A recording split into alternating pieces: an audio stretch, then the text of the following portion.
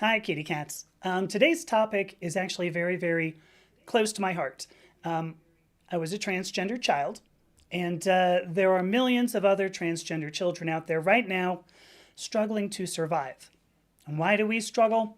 Because parents either don't understand us or forbid us from being the people we truly are. What happens then? We shut down and we withdraw from life. We lose the spark of joy the children are born with. Now, most of us make it through that time, and some of us don't. I personally almost didn't make it through that difficult time, which is why I have to talk about this today. So, today we discuss what it means to grow up transgender. I'll talk about it from the role of a child and then also from the role of a parent. The takeaway message is that the best gift we as parents can give our children is the freedom to express exactly who they are and the support to let them figure it out on their own. And then after that, we are going to hop back into super lesbian animal RPG, into Slarpage, because we left Allison searching for Melody, her girlfriend, and they're getting ready to figure out what's happening in the dungeons under their town. So let's help them out there. Let me do first my opening plugs here. First of all, I see Chronic. Ooh, who's this? Chronic Cowpoke. Hello, Chronic Cowpoke. I also see Margie and Angela and Genevieve. Hello, all three of you. Here are my opening plugs. I'm Dr. Amethysta Herrick.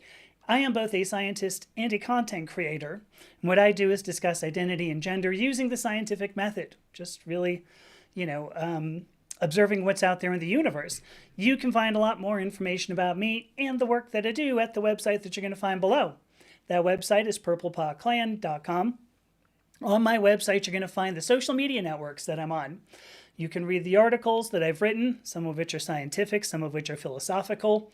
And you can listen to and watch the podcasts that I record with interesting people.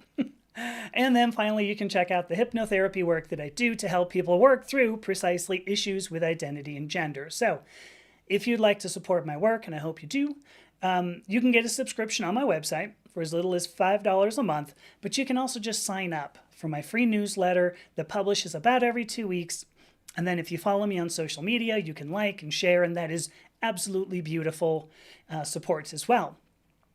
And finally, I also publish other people's work on my website. So if you have original work in identity or gender that you'd like to contribute, I hope you will email me using the contact page on that same dang website, which is, once again, purplepawclan.com. Okay, I do want to read a couple of these.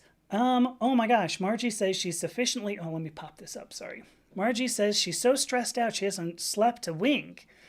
Maybe 3 hours since Friday. That's a bummer. I hope that you're going to be better, because no sleep sucks. I know that much.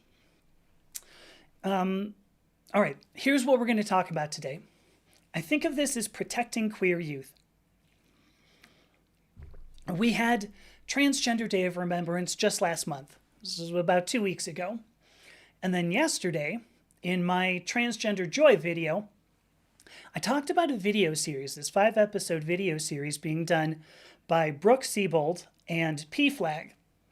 And an interesting tidbit, by the way, Brooke Siebold actually responded to my video. I was like, wow, look at me. So this is a 5-episode video series called I Changed My Mind. And it wraps up this coming week, I think on December 9th, if I remember correctly.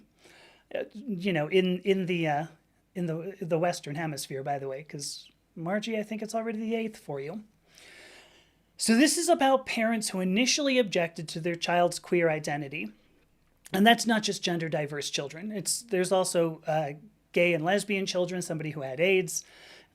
These parents, these families as well, learn that their kids know better who they are than the parents do. Now, this shouldn't come as a surprise. If you grew up with parents, and you probably did, shouldn't come as a surprise, but it seems to come as a surprise because parents have the tendency to believe they know better about, well, everything, really.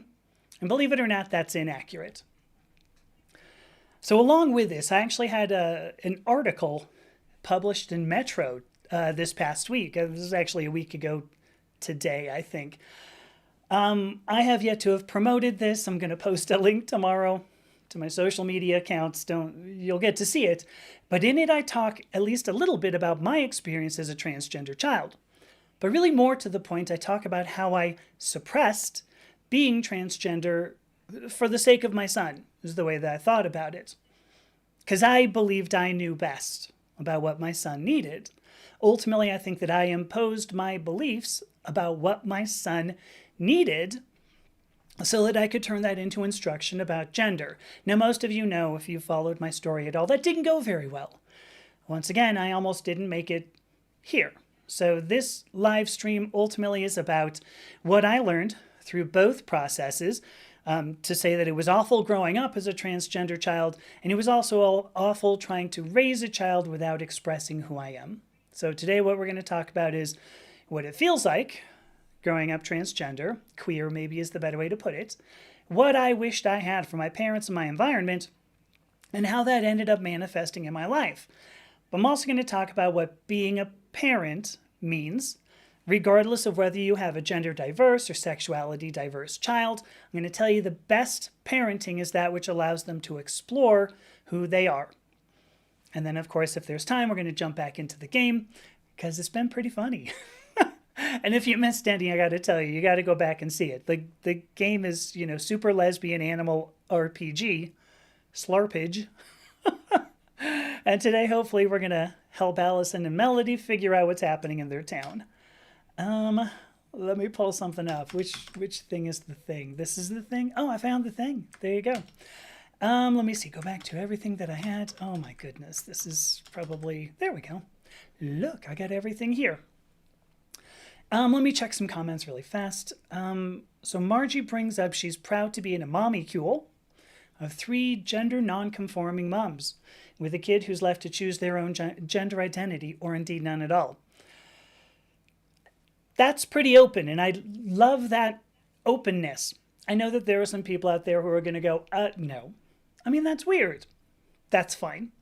You don't have to agree with everything that I do. You don't have to agree with everything that Margie does. You do have to give your children somewhat of the benefit of the doubt here, because that's your job as a parent. But, oh my goodness. This live stream is ultimately about being alive to live stream. So glad you are here, Amy. Thank you so much. I do appreciate that. It's been a weird life. Growing up transgender, I knew I was different. I know that critics will say, oh, you have no idea who you are until your brain is finished developing at about 27, which is pretty phenomenal, 27, to think that we couldn't possibly know who we are. But I knew I was different by about age 4, easily. What do I mean by different? I felt like I was the same as my 3 sisters. But people around me, my social environment treated me differently than they treated my sisters. With clothes and gifts, that became especially obvious. I would have preferred more feminine clothes. I would have preferred more feminine gifts, and I got neither. But more than that, and this is going to get a little raw, more than that, it was also how my parents treated me. Because I was assigned male at birth, I was supposed to be tougher. I was supposed to be faster. I was supposed to be stronger. I was supposed to be smarter. And worse than that, my mother was really not interested in my emotions. She wasn't interested in what I had to say. She saved what capability she had for my sisters. And at least the way that I felt, when I expressed emotion, she was more exasperated than anything. When I talked about emotions, I remember her just going, oh, I just can't deal with this. Now, there's no doubt my father loved femininity. He's gone now. He loved femininity, just not from me. He was physically abusive when I was a child, and we're talking 4 years old, maybe. He would hit me, he would yell at me, but he would not hit or yell at my sisters. And my mother, by the way, was also more physically abusive with me than with my sisters. And this was how I knew that I was different. That who I thought I was, is not what they thought I was. All of this ultimately, their attempts to impose gender norms on me. And I'm not, this was the 1970s, 1980s. You're assigned male at birth. You're supposed to be emotionless. You're supposed to be driven by money. You're supposed to be driven by things, by objects. You're supposed to be driven by success. I was not supposed to want connection. Just wasn't supposed to. I'm not going to decry all gender norms completely. There are reasons why they exist. Okay, they govern social interactions, at least to a certain extent. So there is some value, at least as long as you believe and you allow them to apply to you. But the social norms that I wanted to follow were not the ones that people wanted to apply to me. So what does it feel like, ultimately, growing up transgender? I felt wrong. I don't mean that my actions were wrong. I meant that I, as a human being, just the person I was in some way wrong. I actually dedicated a whole lot of energy to fixing myself. And I'm thinking about, everything that I was interested, the topics, the subjects that I was interested in that I used to try to fix myself. I got to put this in quotation marks. I got interested in hypnosis, which I do now, but I was interested in hypnosis as a child because I thought it was going to help me fix these feelings that I had. It would stop me from feeling the way I do. And then interestingly, at odds with that, is that I went into genetics. I was interested in genetics by probably 10 or 12 years old because I thought that could fix me physically. So at odds, I figured if I could fix myself physically, then I would be able to express the emotions that I did. All of this goes back, this idea of having to fix myself, having to make myself right for the world, goes back, maybe 10 or 12 years old, easily.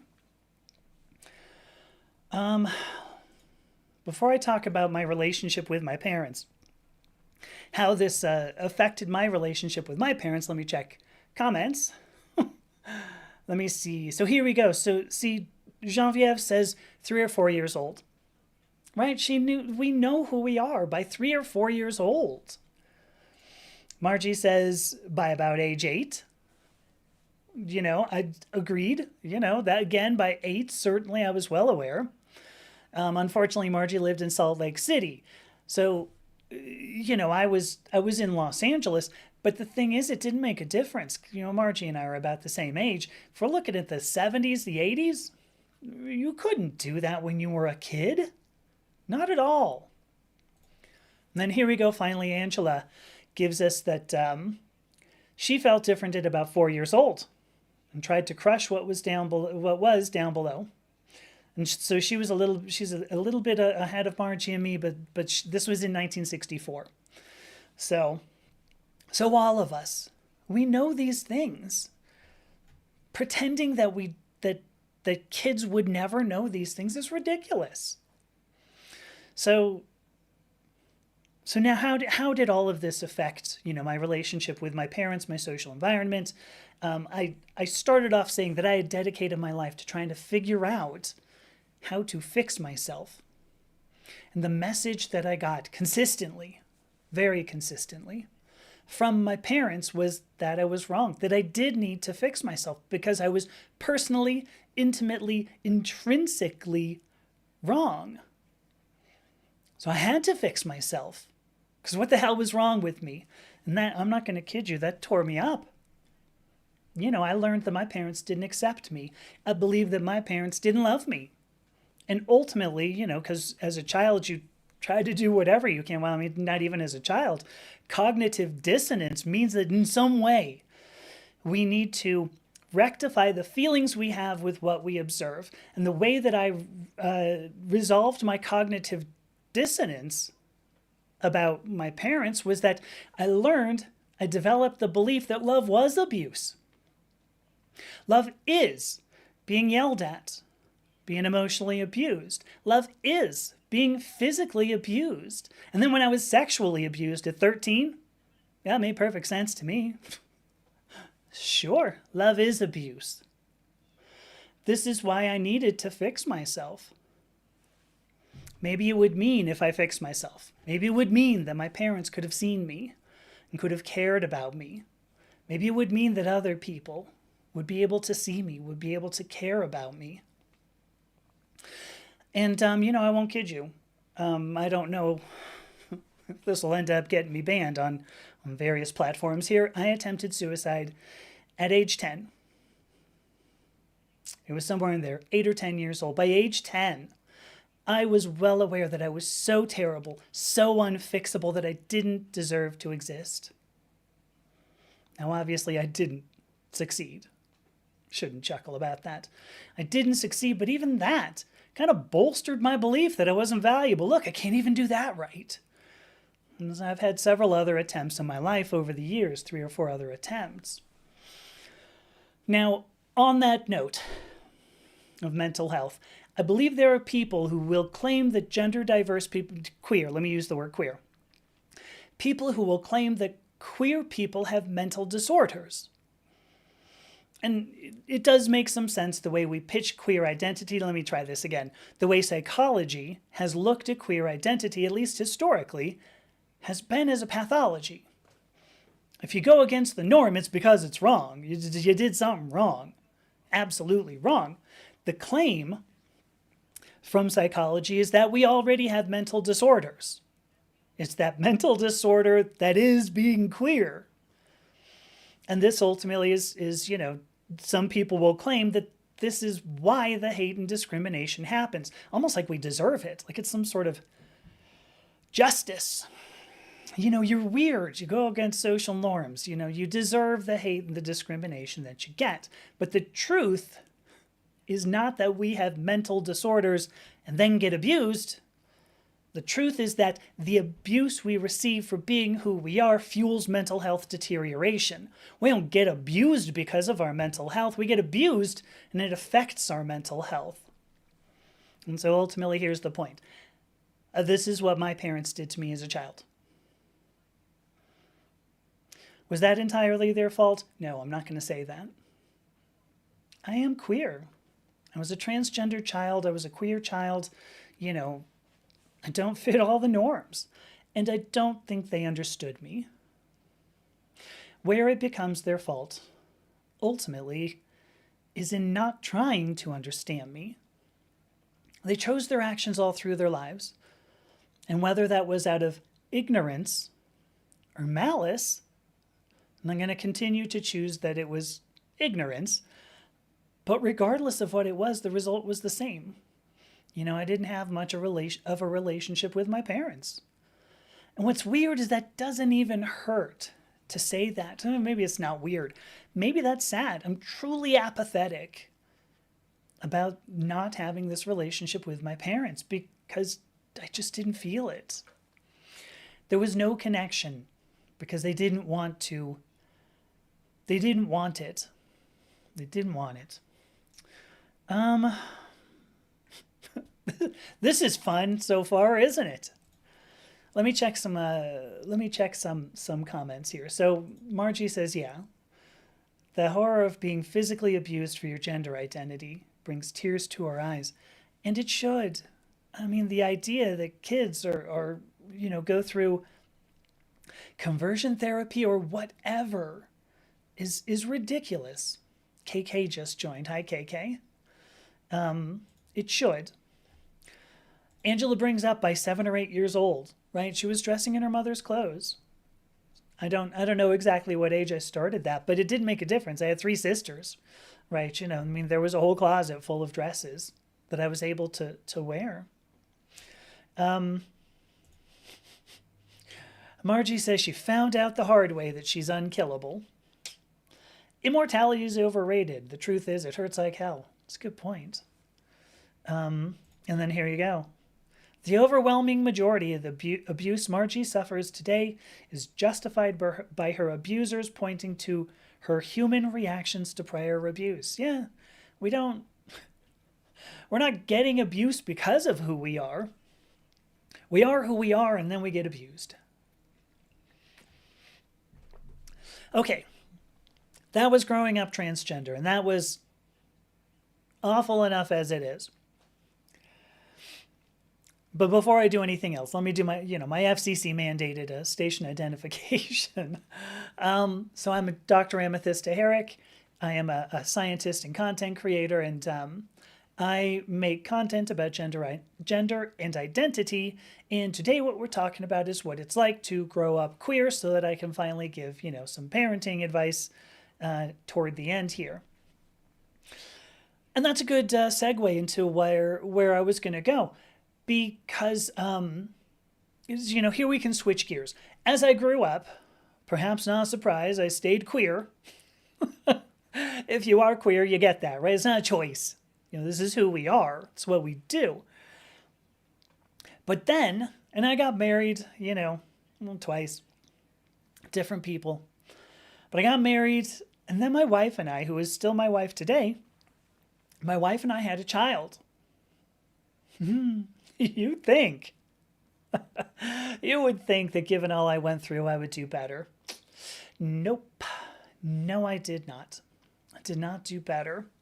And some of you might even be saying, hey, look, it seems like you did okay. Right? I mean, I talk about it today. I've got a relationship with my son. Seems like they're doing well on their journey. And this is where, I want to refer you to this Metro article, which I guess is going to be tough to do since I have yet to post the link to it, but I swear I'll do it tomorrow. But it did not start off well. I like this from Matt here. Matt says, I got queerer as I got older, as we should. Right? As we should. I'm going to check something here. Let me look really fast. Where's the... Oh, well, thank you, Margie, for putting that in the into the chat, because I'm both horizontal and vertical here. So my wife's here too. Hi, my wife. Let me see here. Go back to everything. What a pain. I got to do something to make this whole setup easier. But all right, you'd think that I did much better, but it did not start off well. And you'll read this in the article when I post it. When I found out we were having a son, I resented it. Flat out. I resented him. I resented our son. I felt that our son was going to steal away my ability to express femininity, because my intent, at least at the time, was to express my femininity vicariously through a daughter. And if I didn't have a daughter, how was I to express this femininity that was, boiling within me? So that led to resentment. Absolutely led to resentment. So what I did instead is I buried my femininity, which did nothing to help with the resentment, by the way.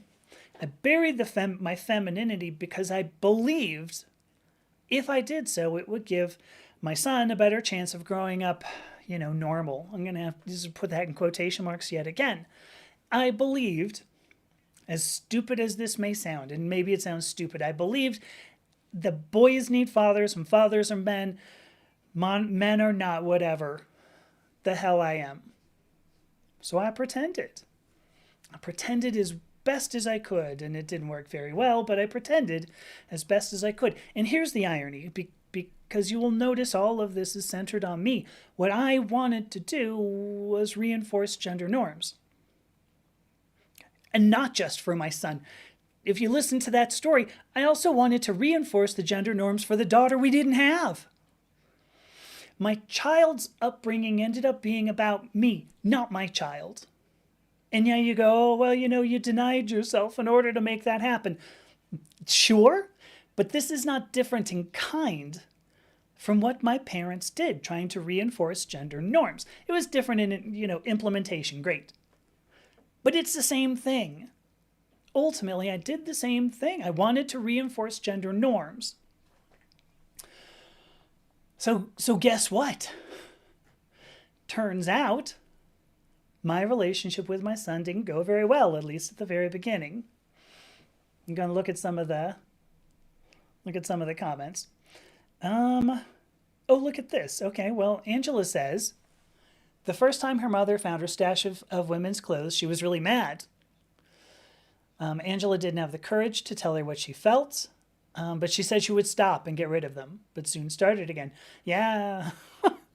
I mean, I did that with a couple of girlfriends. Yeah. Ooh, I'm sorry. It's not about you. It's me. I'll get rid of these. I don't want you to know who I truly am. That would be horrible. We'd have a relationship built on honesty, and who wants that? Here we go. What else do we have?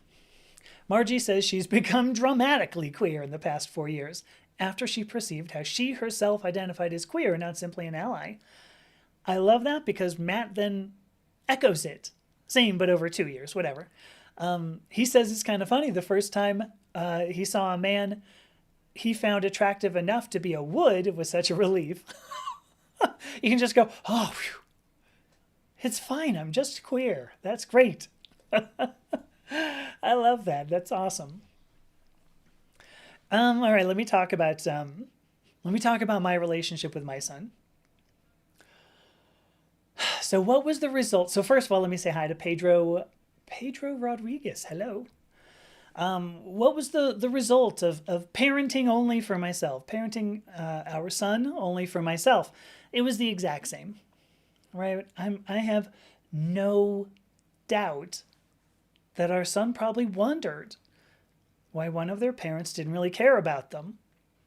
I'm sure it manifested as self-doubt. Doubt about whether the problem was inside them, not me. And how about this? I felt the exact fucking same growing up. That was what I did. That's what I had. So I'll tell you, queer parents don't necessarily make, or queer people don't necessarily make better parents. I tried really hard not to reinforce sexuality norms. I tried to go, do you have a friend? Is this a girlfriend, a boyfriend? We don't, whatever. I tried really hard not to reinforce sexuality norms. But I did try to reinforce gender norms, which is very strange for a transgender person. Now, you know enough of the story that obviously that did change.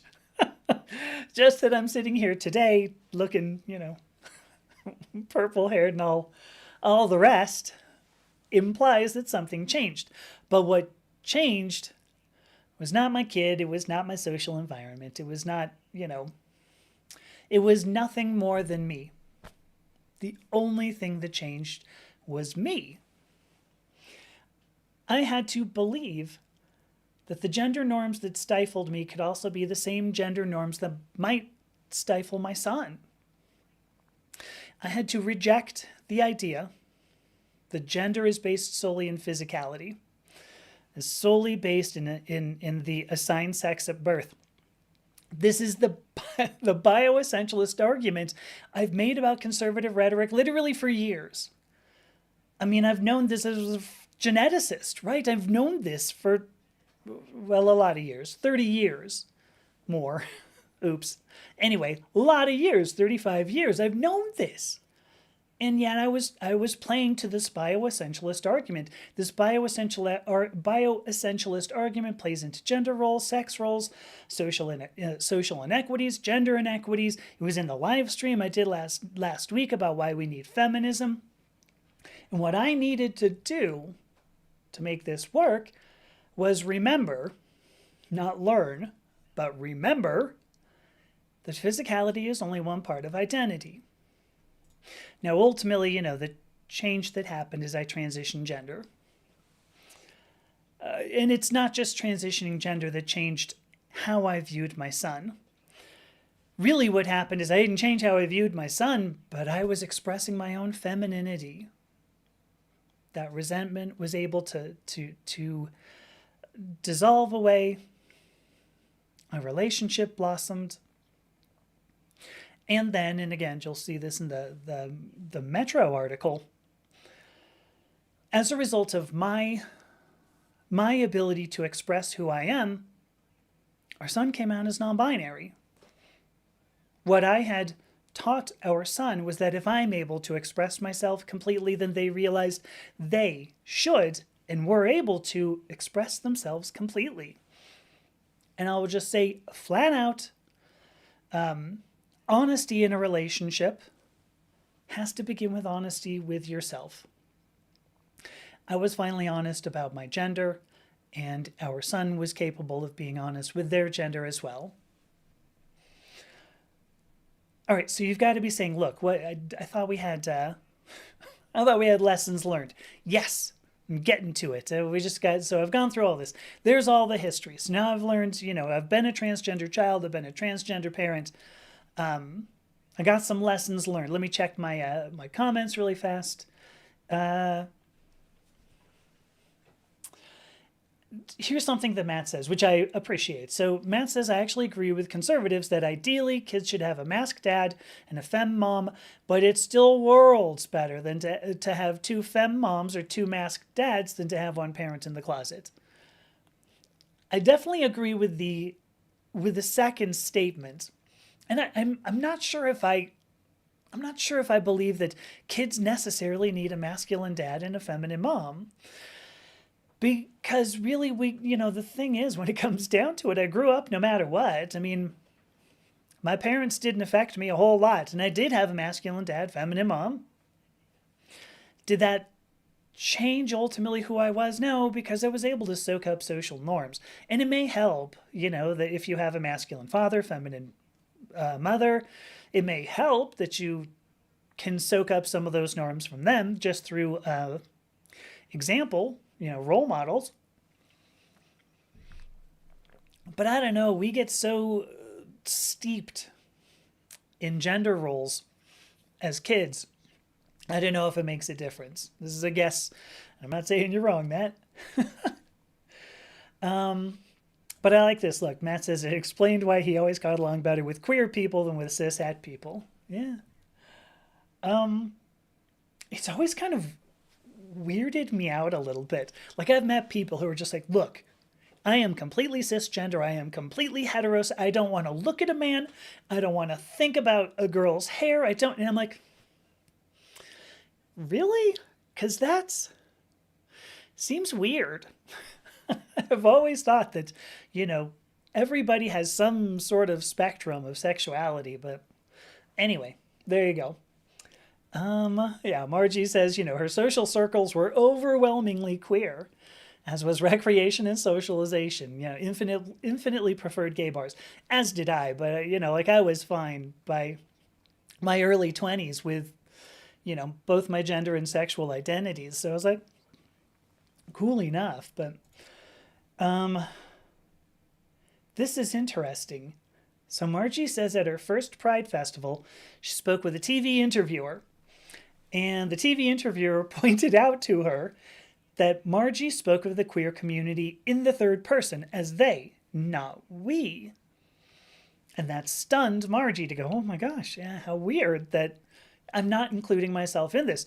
For what it's worth, Margie, I've kind of done the same when I've thought about gender diversity, because I was fine with sexuality diversity. Like, I'm cool with that. The idea of just being pansexual, that's fine. Like, to me, that has never been a surprise. It's never been something that I went, ooh, that's weird. Gender diversity a bit more. And I have referred to gender diversity as, oh, well, those people. It's those people over there. I mean, except for when it's like sort of nice. And then I go, oh, well, yeah, I'm sort of in that club a little bit. So, all right. I want to talk about, so I said that try that again. I said that I have lessons learned for parents. So here now I'm going to switch. This is not my story. This is what I learned. Well, I guess this is still my story, but it's what I learned from my story. What lessons did I learn from being both a transgender child and a parent suppressing her gender? Here's the big lesson. So should I hold the mic? Here's the big lesson. The more that we fight against identity, the worse off we're going to be. Always. We will always be worse off as we fight against our identity. We cannot have honest, loving relationships with people when we want ourselves to change, when we know that we don't, that we need to change, when we feel we need to change. But we also can't have honest, loving relationships with people who want us to change fundamental aspects of who we are. And growing up, at least in my story, that included my parents, but it also includes the relationship that I had as a parent. So to the parents out there, my fellow parents out there, I'll say it flat out, your child knows much better who they are than you do. You will never know who your child is better than they will. You may as well say that your spouse, your partner, knows you better than you know yourself. If that's not true, why wouldn't your kid know better than you? Your best gift to your children, and I feel a little what is that? Like shame kind of thing, a little scolding. Like it turned into a school marm. Although wouldn't that be awesome if I were like a school marm? Could you imagine everybody comes in, they're like, it's like, Laura and Mary Ingalls come walking in and they go, they're like, what do you think Pa's going to do? I don't know. Is Ma going to do this? And then they go, holy shit, our teacher, our school marm's got purple hair.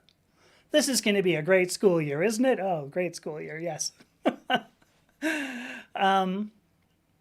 Anyway, my other lesson, my other piece of advice to parents, aside from your child knows themselves so much better than you ever will, your best gift to your children is to allow them to explore exactly who they are.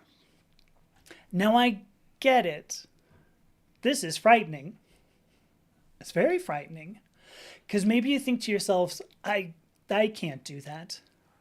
Maybe you go, if I do, I might have to break with my religion, my church community, my political party, my own opinions about how I want the universe to work. Hi, Jesse. Oh, Jesse liked the live. Hi, Jesse. And all of this, right? If I have to break with my religion, my church community, my political party, my own opinions, I have to do all of this just so that my child might be a bit more comfortable? Yeah. And what's interesting, because maybe you're not concerned about how this is going to reflect on you, because frankly, that's really what that bit about I might have to break with says. It's your comfort over theirs. And it doesn't have to be because of religion, of a church community, of politics. Maybe that isn't your concern, Maybe instead what you think is, my kid will grow out of it. It's just kind of weird. Let me just, it's going to grow out of it anyway. I don't want to do it. Maybe you think your kid's going to be bullied. Valid concern. Maybe you think, well, this is just an ugly world. Nobody gets everything they want. We all have to make concessions to survive. And maybe instead of thinking solely about, you have to break from certain things, maybe you think if I allow my kid to do all the things, they're just going to be a target, and that sucks too. Now, believe it or not, I believe both of these concerns are valid. Now, one of them focuses on the parent. It is your fear of your unknown reception as a parent that's what you fear, and that fear is valid.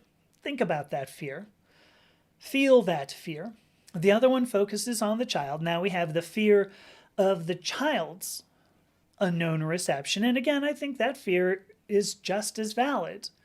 Absolutely. But when you support your children, you accomplish so much good.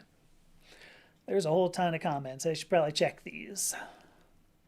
Well, that's interesting. Matt says, he always felt like the odd man out around queer people and still do. Wow, that's a surprise.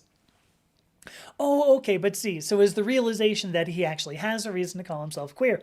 I had a conversation with somebody who was a mother of I think of a transgender child. I'm trying to remember exactly. But she was saying, I'm trying to be an ally. I don't know how to be an ally. Can I really understand this? I don't know what it means to be queer. And I said, so you and I are having this conversation, which says to me that you, to a certain extent, oh, hello, Vincent Fitches, which says to me that at the very least you recognize, there's something to which to be an ally. And I said, just that in itself I think that makes you queer. I think you're part of it. And she was like, oh, wow, really? And I'm like, heck yeah, come on. You're part of it. And so you can end up, like Margie says, not like these people. Oh, sorry, Matt. Not like these people, but it's my people. Right. Yeah. Oh, and here you go. Right. Good point, Margie. See, I mean, when it comes to all the roles, all the social roles, the gender roles, whatever, it's not like our families are the only people we interact with. Yeah, we learn so much. I hear what Matt's saying. Matt says having both role models, assuming neither is very toxic, especially the dad, that's a big especially, it does give a broader view. Because the children grow up trusting the parents. And I think that's maybe the biggest point. If you have two parents that the child can trust, then yeah, it would be great. And if one's masculine, one's feminine, it might help. I kind of feel like the trust is a bit more, a bit more what it takes. So let me look right here. Well, look at that.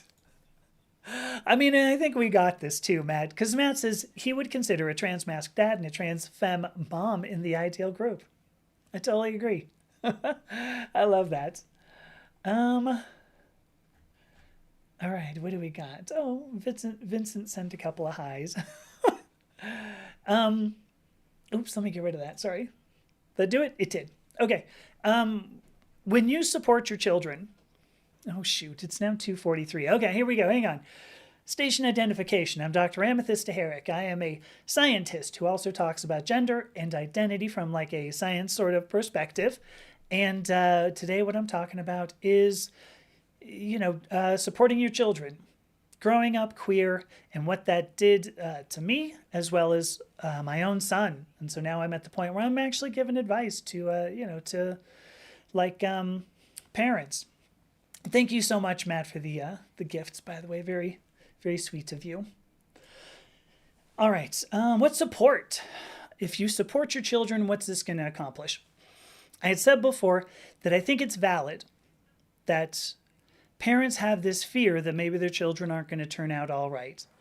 I'm not saying it's good.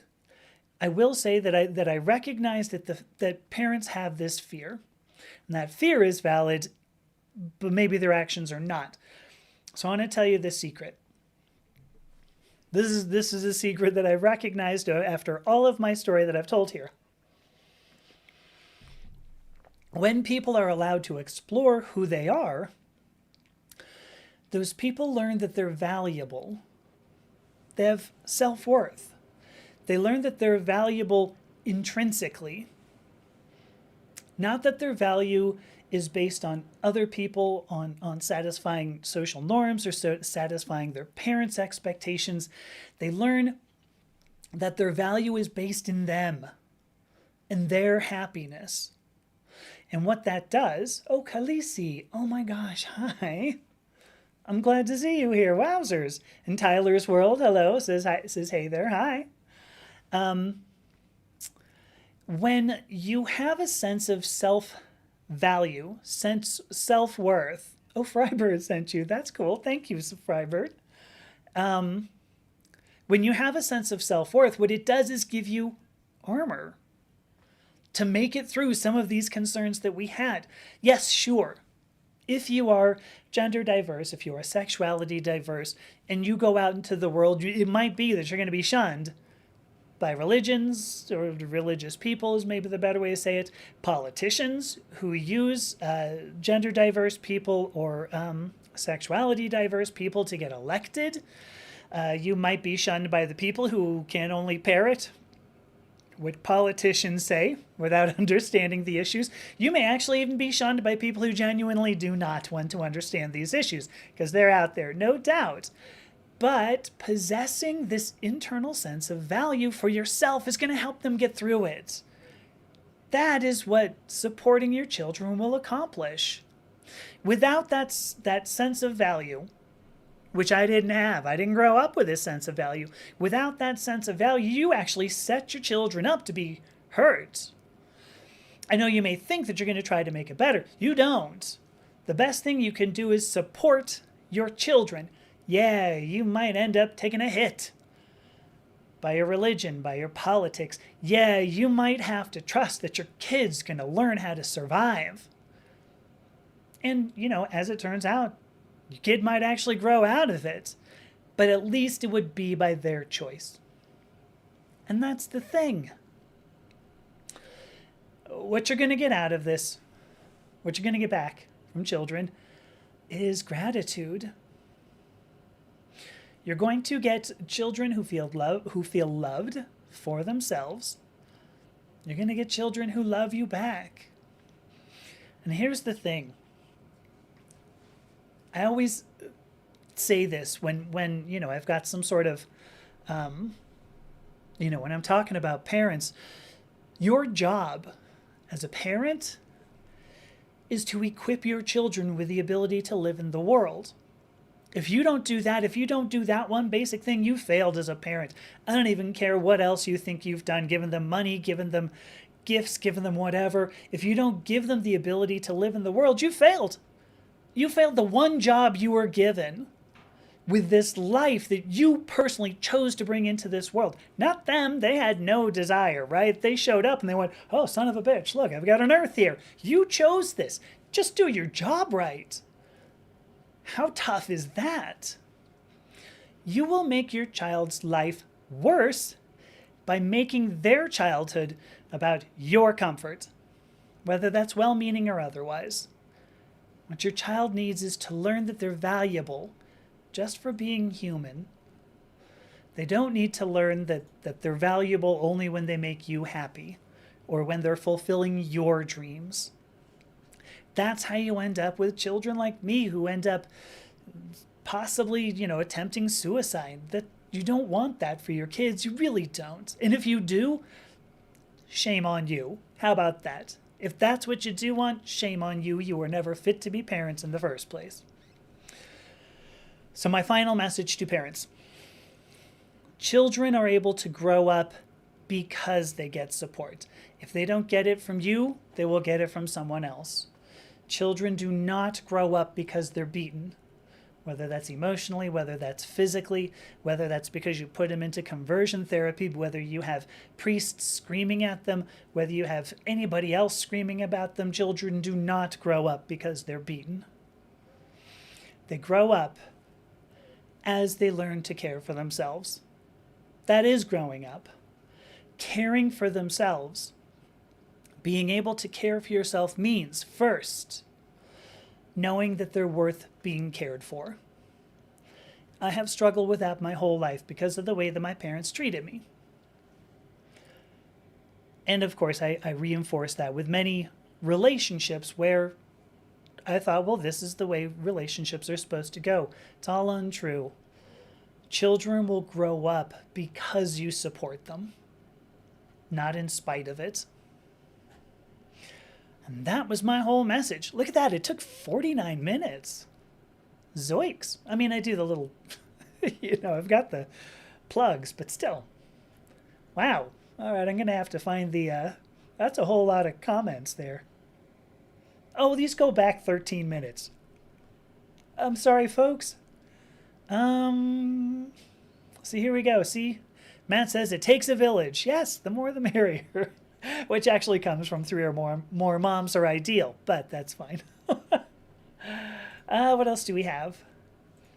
So Margie says she had a friend with 2 moms in high school. That was from 85 to 88. Yeah, that is a big surprise. Wait. And this was in Salt Lake City? Because that's not in Salt Lake City, right, Margie? I gotta know. I do love this. So Matt says, he wants trans boys to have a good masculine role model. Agreed.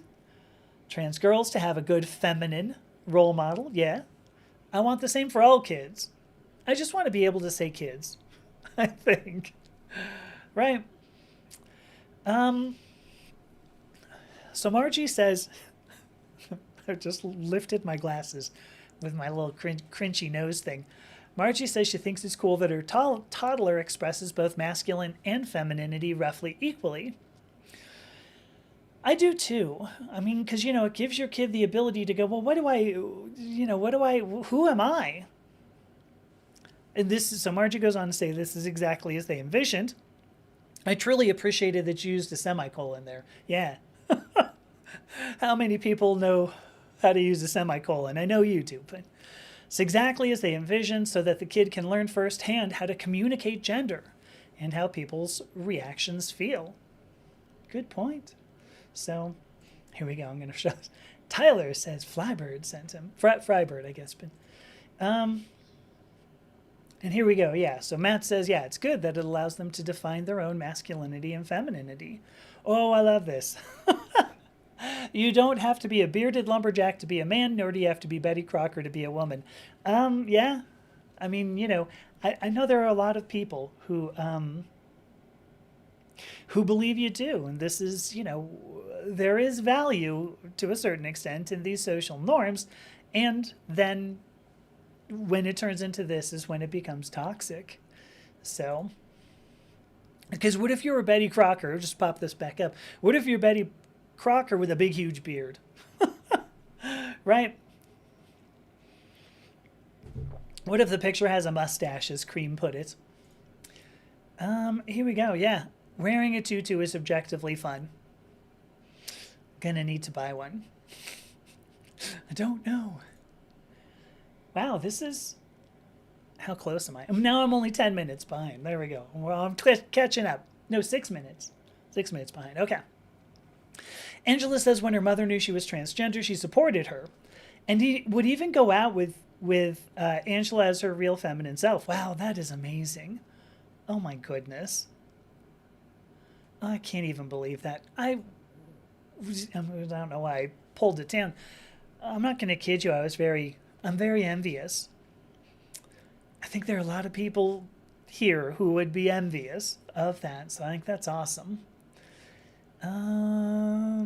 Yes, Margie says it's heartwarming and poignant. It's so lovely. And so here we go. Now Matt says parents who don't support their queer kids royally piss him off. Yeah. And I guess, this is why Brooke Siebold and P-Flag ended up doing this video series. Because I don't think there's anything wrong with going, I'm concerned about these decisions. Why are you making these decisions? I'm not saying that you should go, I'm concerned about these, therefore I'm not going to let you make them. I do understand if you go, I'm concerned about this. But like I've gone off on this before. Because some of these things, they go, well, what if you're going to get bullied? What if, this is going to change your entire life? You got the whole, people go, well, you can't go on gender affirming care, hormones, or get surgery. This is going to affect your entire life. So is getting married. Affects your entire life. So is going to college. Like nobody goes, are you sure you want to go to college? Are you sure you want to go into chemistry? Like nobody batted an eye. I was like, I'm going to go be a biochemist. And everybody went, that right you are. Off you go. Nobody cared. Nobody was going to go, hang on, are you sure about that? Because if you go off and you go be a chemist, you're going to be a chemist your whole life. That's going to affect every single relationship you have. You might get pushed down in the mud when you're in high school. Yes, I totally did. But we're fine with these. No, gender. That's where we go. Oh, hang on. What color hair do you want? You want to wear a skirt and not pants? Do you know that's going to affect your entire life? Yes. As soon as I get out of college, I'm going to get married. So, if that doesn't mess with things. Anyway, parents will happily support that. Most parents will happily go, oh, you're going to college and getting married. Awesome. And then they go, dang, you're going to be queer. That's it. Get out of my house.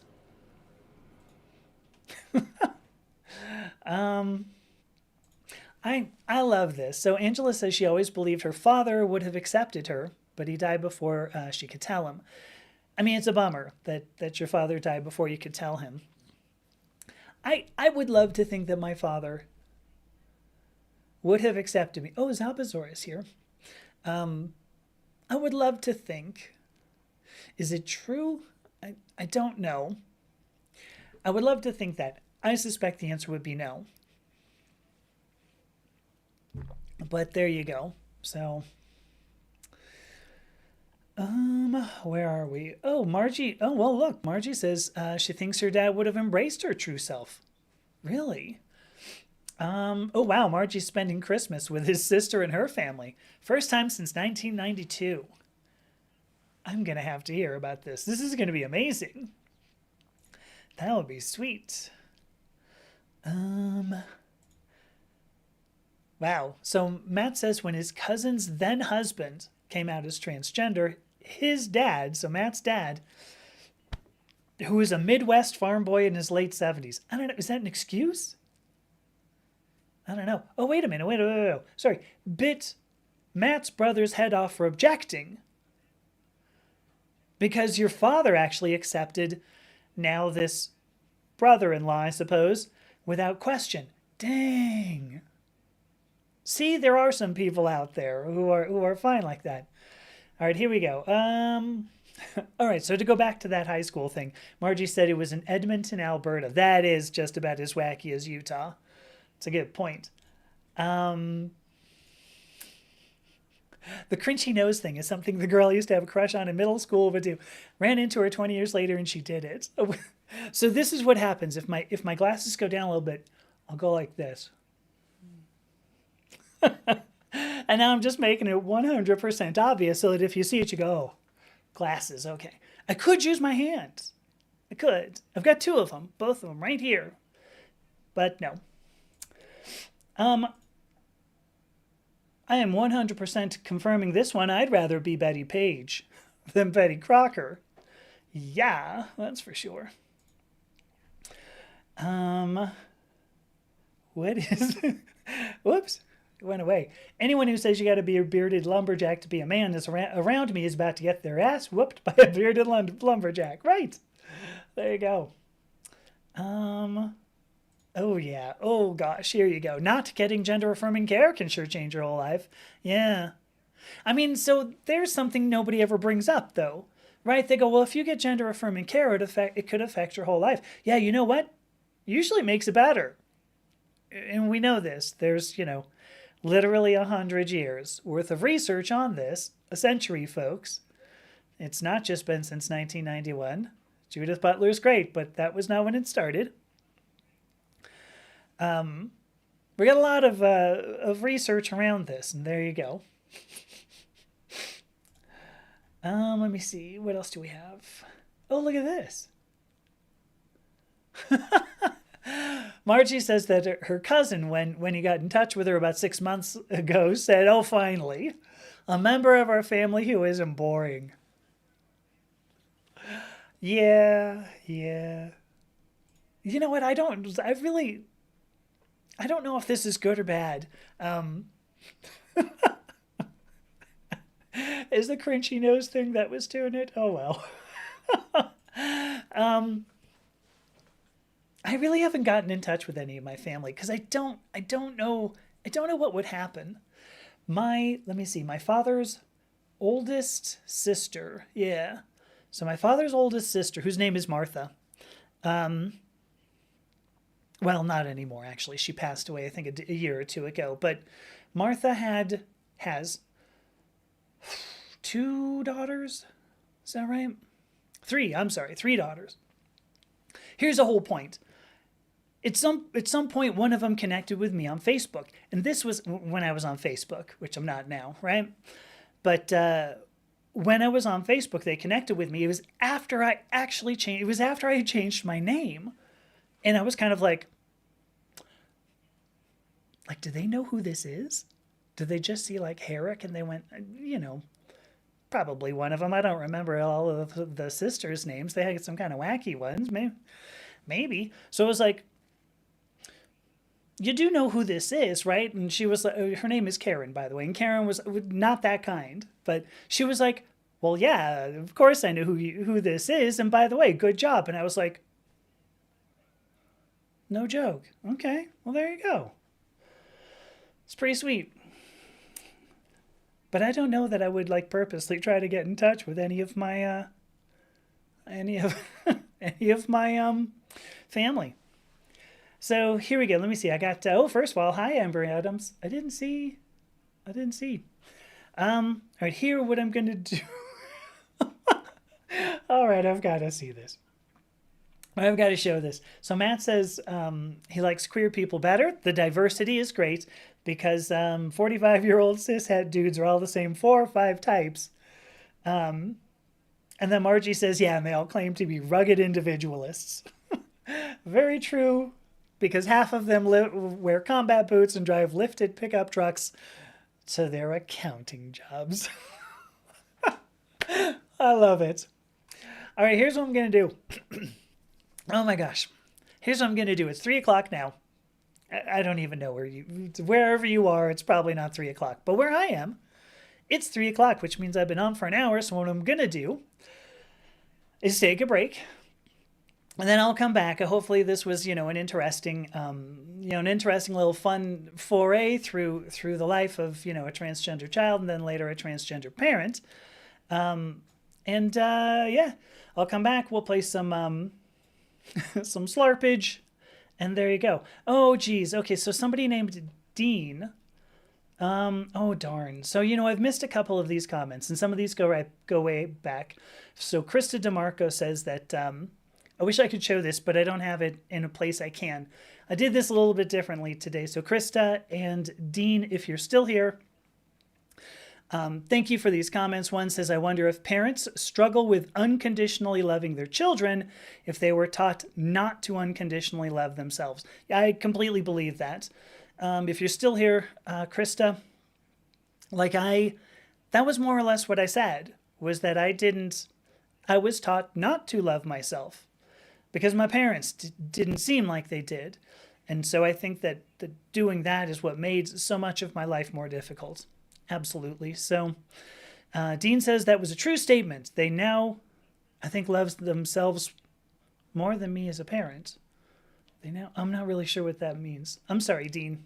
And I'm sorry it took so long to get to you. So once again, taking a break, still taking a break.